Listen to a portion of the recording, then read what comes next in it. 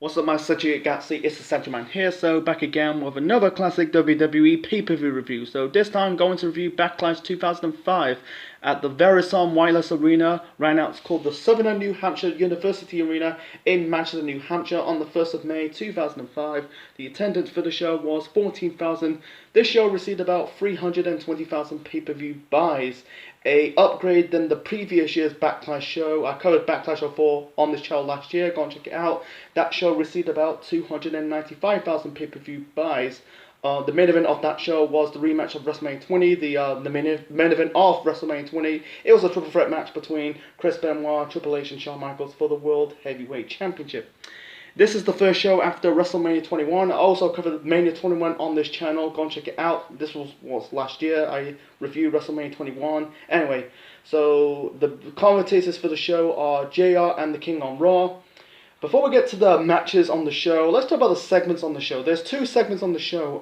I'm not a big fan of segments in pay-per-views because it never worked. Anyway, so the first segment we got Jerry the King Lawler and the Divas. Lawler was talking about the WWE magazine with all the Divas. You had like Christy Hemme on this segment, Victoria, Candice Michelle, Maria Kanellis, Lillian Garcia, who is the ring announcer for this show. And the segment was interrupted by Chris Masters. This is Chris Masters' first pay-per-view appearance for the company because he debuted for the company in February of that year. His gimmick is a bit debatable if it's a rip-off or a spin to Lex Luger's narcissist gimmick back in the 90s. Luger is a way better worker than Chris Masters. They got good bodies, but Luger is a better worker than Masters. Anyway, so Masters is doing the Matalock Challenge. I think it's the first time he's doing it. Or I might be wrong about this, but anyway. He called out this female fan who's wearing a Boston's Red Sox cap. It's funny that this show was in Manchester, New Hampshire. I'm guessing like New Hampshire is very close to Massachusetts. Anyway, so Masters basically diss this female fan. Are you a he or a she? She's more she than he because I'm talking about her facial look. She looks like a woman than a man because she has like muscles. She's ripped. And then Masters locked in the hold on to this female fan, and the female fan unsuccessfully break the Masters lock. And don't worry, the hold was broken by Bobby Lashley 2 years later. That could inspire Bobby Lashley doing the Hurt Lock in today's WWE's product. Anyway, so that was the first segment. The second segment on the show was Christian doing a rap with Tyson Tonko. Because Christian talked about not being on the show, wasn't booked on the show, and he talks about the draft, and also he does a rap towards Batista, Triple H, Ric Flair, JBL, and John Cena. A little bit with Michael Cole and JR. I think with Batista, I think I wrote it down. Anyway, he said Batista's got muscles to spare. He's got charisma like Tonko with hair. And it's ridiculous because Tonko doesn't have any hair. With Triple H and Ric Flair, he said, Triple H and Ric Flair, their legacies still grow. 26 world titles together, or between them, with a bigger nose, because Triple H has a big nose. Sorry, I'm trying to remember the rap. It's a good rap, go and check it out. So, yeah, it's like, I'm going to repeat myself again. So, with Triple H and Ric Flair, their legacy still grows. 26 world titles between them with a bigger nose. With JBL, it says his stock's still growing. He's no wrestling god. He's a god of boring. It's just like, but Christian's rap was so good. A bit corny because, I'm glad Christians don't do a lot of rap. Anyway, with John Cena, he said he's jealous with his famous and fame. You talk like Snoop Dogg, you look like Corey Haim. And he ends this rap with, after this rap, whether it's JR and Michael Cole, I'm going to be champion. That's how I roll. It's like, I don't know, it's a good rap. And it's way better than, his rap at Survivor Series 2009. It's like, T. Kofi Kingston looking for the fight. four of us is black and one of us is white. What's up? A guy who doesn't do a lot of rapping. He raps okay, but I think at the time Christian was starting getting over doing the Pete thing, and it's a damn shame, man. Really fucking damn shame that Christian never got that super push in 2005 because later on in the year he ended up leaving the company and go to TNA, debuted at the Genesis pay-per-view. Man, if he just re-signed and, I think Christian was impatient because, he should have, got the world title. I think he should have become world champion in 2006 because Batista got injured and Eddie Guerrero passed away. Instead of Kurt Angle going to SmackDown, win the world title, should be Christian, but it's a damn shame, man. They never did a pay-per-view match between John Cena and Christian. Yeah, they fought in the triple threat match at Vengeance for the WWE Championship with, Cena, Jericho, and Christian, but never had a one-on-one feud. That would be good. It's just it's the rise of both John Cena and Christian, but unfortunately, I don't know if Christian hates John Cena in real life. That could be playing a massive part why they never did a one-on-one feud, but man, I think it's a Kai botch because the reason why they're doing John Cena and Jericho because Jericho, because he's also was heading out of the company, took some time off, and then Christian went to TNA. It's just what a waste, man.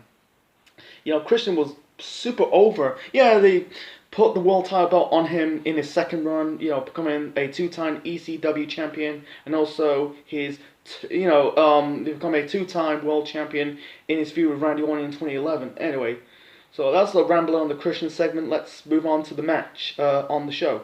Anyway, so the first match to kick off the show, we got Shelton Benjamin defending the Intercontinental Championship against Chris Jericho. This is match of the night. Good technical style wrestling. There's two spots I like. So one spot, Benjamin's trying to powerbomb Jericho. Jericho countered it with a Hurricanrana, and then minutes later, Jericho was going for a move off the top rope. Benjamin, hit Jericho with a suplex off the top rope. And also hit a T. Was it not a T? Was it? I think he hit him with a bulldog. I said to myself, why Shelton Benjamin never got pushed? Super pushed straight to the moon, man. He's one of the best wrestlers, never become world champion. That's another topic for another time. In the end, the ending was so creative because in the end, Jericho was going for the walls of Jericho. At this moment in time, Jericho was leaning towards heel. I'll get to that a little bit shortly. In the end, Jericho trying to lock in the walls of Jericho onto Benjamin. I think he was about to, he kind of, did a battle of the roll-ups. Benjamin kind of hit Jericho with a rolled up, was a bridge roll-ups pin to win this match and retain the Intercontinental title. It's funny that because at Taboo Tuesday, Benjamin defeated Chris Jericho for the title because at the time Jericho was I think it was a 8-time but 8-time IC champion at the time.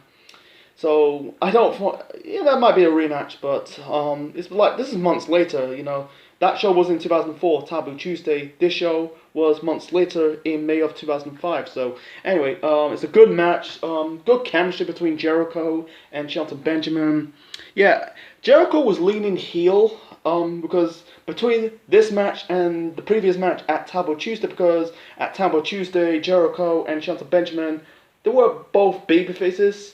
In this match, Jericho was leaning heel. He became heel in the feud with John Cena later on in the year. So yeah, this is match of the night. Go and check it out. Anyway, so the next match, this is a tag team turnover match. This is for the World Tag Team Championships. We got the World Tag Team Champions. That is William Regal and Tajiri. Holy shit. This is Head Cheese booking. If you don't know what Head Cheese is, it's basically a tag team in the Attitude Era with Al Snow and Steve Blackman. It's just really random, wrestlers teaming up together. They eliminate the first tag team, that is the Hot Throbs. Jesus Christ. One of the most forgettable tag teams of the Ruthless Aggression era, that is Romeo and Antonio. I think it was Tajiri eliminated with a sunflip powerbomb pin, and then they eliminate what's the next tag team? That is Simon Dean and Maven. Shit, Simon Dean is the formerly known as Nova in ECW, part of the BWO. Maven, this was Maven's final pay-per-view match with the company. Not his final pay-per-view appearance, because his final pay-per-view appearance was in ECW's 1x10 a month later. He was part of the Raw anti-ECW Crusade. Anyway, so yeah, they eliminated the Hot Throbs and Dean and Maven. They got eliminated by La Resistance. That is, was it Sylvain Grenier and Rob Conway. Criticism about Rob Conway: he's not from Canada. He's not French Canadian. He's from America. He's from Kentucky. I don't like that version of La Resistance. I like that La Resistance with Sylvain Grenier and Rene Dupree. Anyway, they eliminated Regal. Yeah, I think it was yeah, I think was it Grenier? No, Conway eliminated Regal, holding down the trunks of Regal. So yeah, Regal and Tajiri Law, yeah, they're no longer the tag team champions. The final tag team, it was it the Hurricane and Rosie. Rosie is the late brother of Roman Reigns. They eliminated La Resistance to win this match and become the new World Tag Team Champions. I think it's the second time they hold the belt. They won the belt the previous year. They hit like a tag team maneuver. I think it was a Hurricane pin. I think it was Grenier or Conway.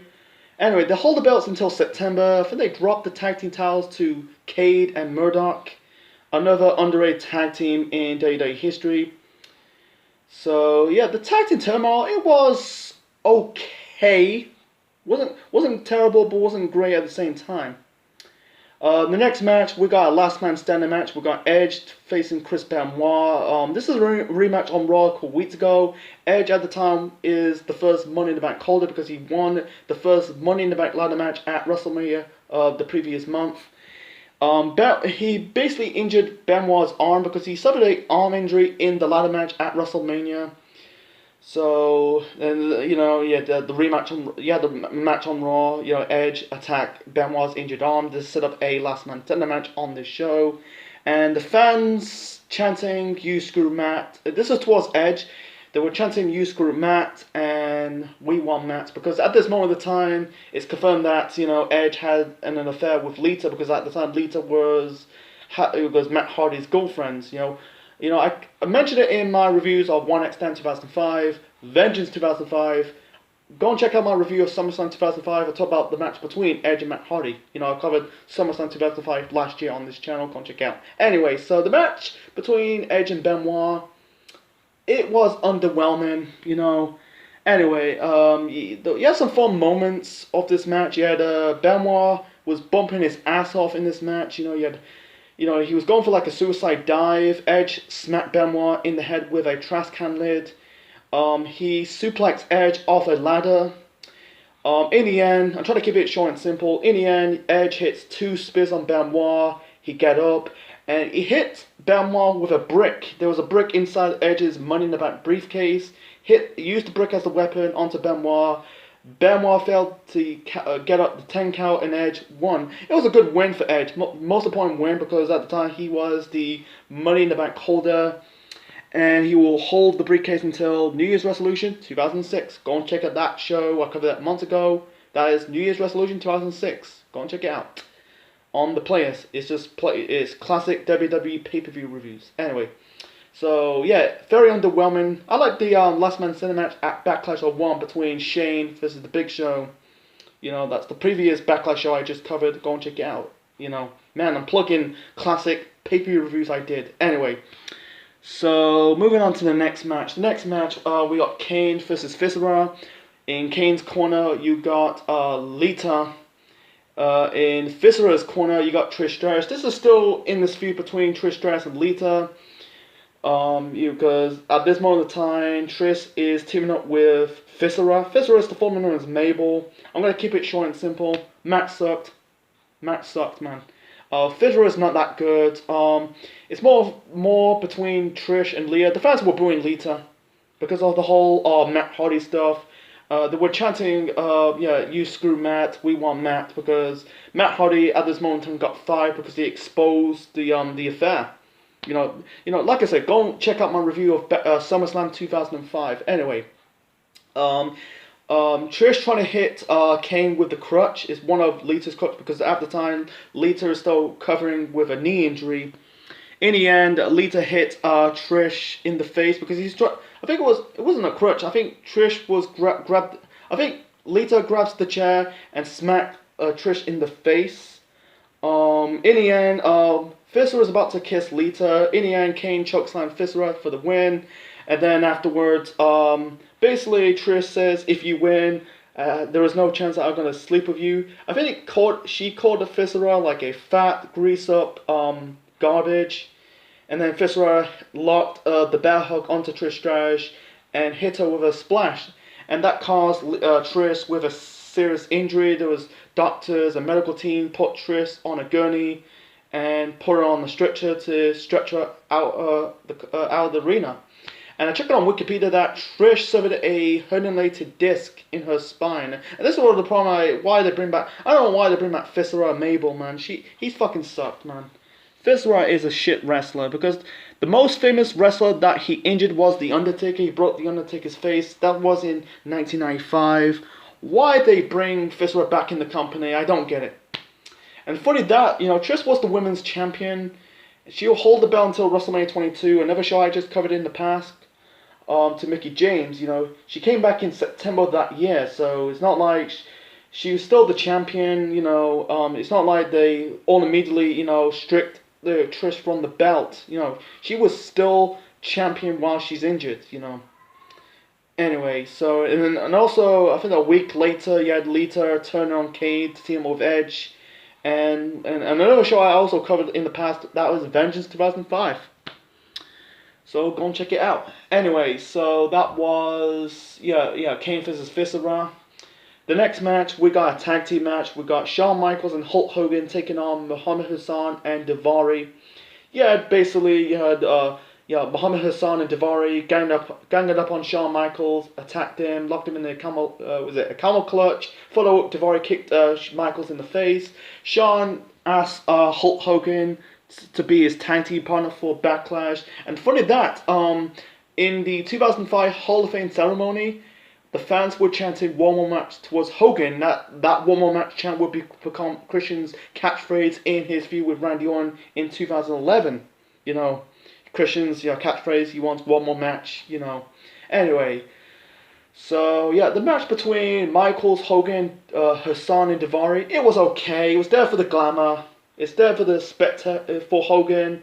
It's not there for the wrestling moves, because it's not like a squash between Michaels and Hogan squash, Hassan and Daivari, they got the heat first, Hogan and Michaels, and then the heels got the heat. You had Hassan hit Michaels in the back with a pipe.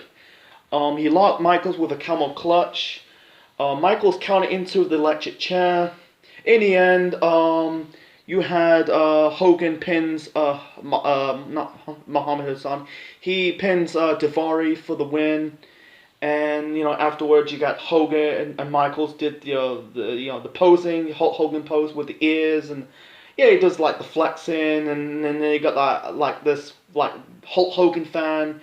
He took off his Hulk Hogan t-shirt. He showed like a tattoo of Hogan on his back. He does like the posing, And by the way, this is set up the main event of that year's SummerSlam. Go and check it out. And and this was Muhammad Hassan's second to last pay-per-view match for the company, because his final match in the company was against The Undertaker at Great American Bash 2005. And, the next night on Raw, you had Hassan turning on Daivari. And funny that he was still together. They ended up broken up via the draft because Hassan went to SmackDown, and that, thought that led to the push of Muhammad Hassan. I will review Great American Bash 2005 in the near future. That led up to self-proclaim a push of Muhammad Hassan, but instead never went for official because of the terrorist attack.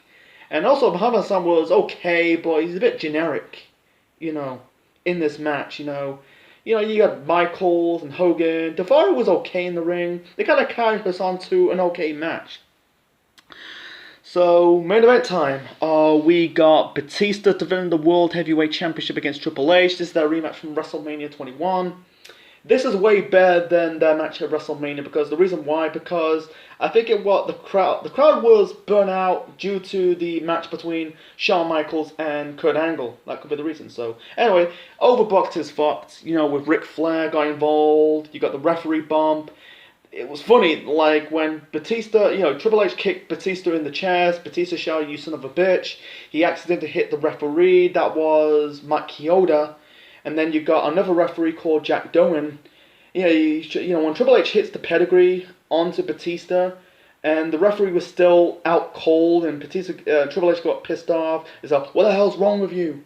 It'd be really funny had Earl Hebner, because Triple H and Earl Hebner butt heads over the years, back in the Attitude Era, a little bit in the Ruthless Aggression Era. Anyway, so yeah, Jack Doan, was the second referee. I think Batista kicked out of the near fall. I think it was another pedigree, don't know, or maybe it's a spine buster. And Triple H got pissed off. He kicked the referee in the balls. I'm trying to keep this match short and simple. And in the end, Batista hit the Batista bomb onto Triple H. Chioda, I think he did the 3 count to win this match. Batista retains the title, because it makes sense, because Batista just won the title at WrestleMania the previous month. And good fun trivia, this is in Triple H's hometown. People think Triple H is from Greenwich, Connecticut.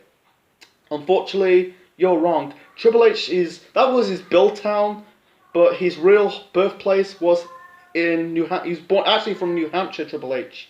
He was the hometown boy, and he left this arena come out short. It makes sense. They had a good blow off in the Hell in a Cell match at Vengeance in June. Afterwards, you had Triple H pushing over Ric Flair and hit Chioda with the pedigree and shout out towards Batista, and Triple H shoving Ric Flair. This is set up their feud in the autumn of that year. The Steel Cage match at Taboo Tuesday and the Last Man Standing match at Survivor Series. So, anyway, my final rating for Backlash 2005, I'm gonna give it a 7.5 out of 10. It's back and forth between 6 out of 10 or 7 out of 10, but I think the fair is 7 out of 10. The only thing in the bad has to be, Kane versus Viscera. It's the match you probably see on Raw, not on a pay-per-view that people spend a lot of money. But the okay was the okay, like the tag team turnover match, and the tag team match between Michaels, Hogan versus Hassan and Daivari. Besides that, there were fun matches on the show. Christian's rap was in the good. The Master Lock Challenge, it didn't do nothing for me. I don't really put it in the okay or bad, but the match of the night has to be, Benjamin versus Jericho. That was good. The Last Man Standing match between Edge and Benoit, it was good, but a bit underwhelming. And also the main event between Batista and Triple H for the world title. I put this match in the middle. I think the best out of the rivalry was the Hell in a Cell match. That's number 1. Last place has to be that match at WrestleMania 21. So yeah, it's a fun match to watch. If you got this on the WWE Network, go and check it out. So yeah, that's my review of WWE Backlash 2005. Leave your thoughts in the comment section below. Smash the like button and subscribe to the Central Man Network on YouTube. Next time, we're keeping in 2005. Let's review Judgment Day 2005. I'll be a few weeks later. This is the Central Man Official signing out. Check you later.